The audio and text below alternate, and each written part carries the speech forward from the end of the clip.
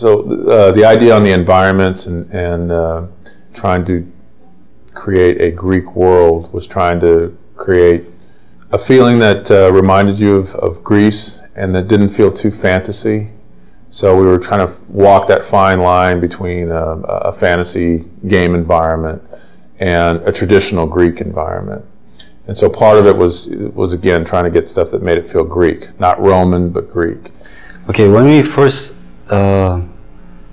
start concepting out environments, it wasn't really defined as levels, you know.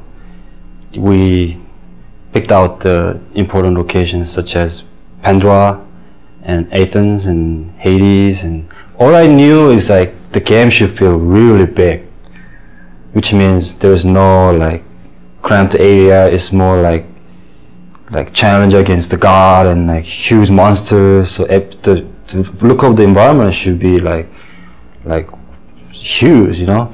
So with each of the environments, what we tried to do was kind of move you through the world using color to kind of help move Dave's story along and kind of emphasize the emotional impact of what he was trying to, of the story he was trying to tell. But at the same time, if I've just come out of the ocean where I'm battling the Hydra, where we've got, in that case, you know, there's more kind of greens and blues and things like that.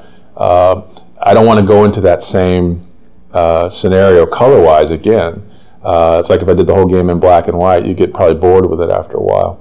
So one of the interesting aspects, especially in the Pandora section, was a lot of times you'll see multiple iterations on statues as well. And one of the reasons was that one of David's idea was he wanted those statues to come to life, whether it was Atlas or Poseidon rising out of the water. The things that were in that environment, the objects, the architecture, those types of things reflect what was going on, again, with David's story.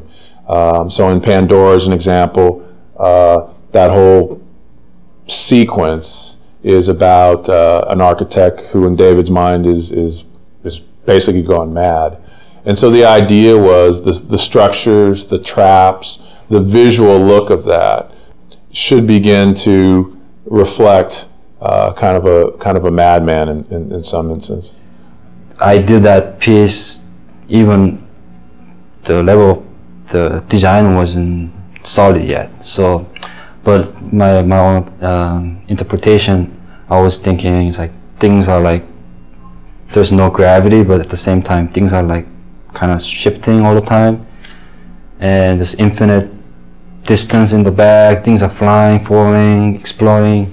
The Mountain Olympus, that one particularly, it's not for the game art. It's more like, okay, we want to talk about Mountain Olympus, so where's the image? That kind of thing. The goal of the world of God of War was really to create a place that felt like, you know, a giant theme park ride, you know, or a giant set on one of these great high adventure movies, and places that you'd really want to explore and spend time in and really feel like you were having this grand adventure. And I think these guys, you know, week after week continually were able to come up with set pieces and ideas that they just top themselves constantly and continually, and they've really given us this great world to play in, and I think they did an amazing job, and I'm so grateful as a player that I get to actually play in this space.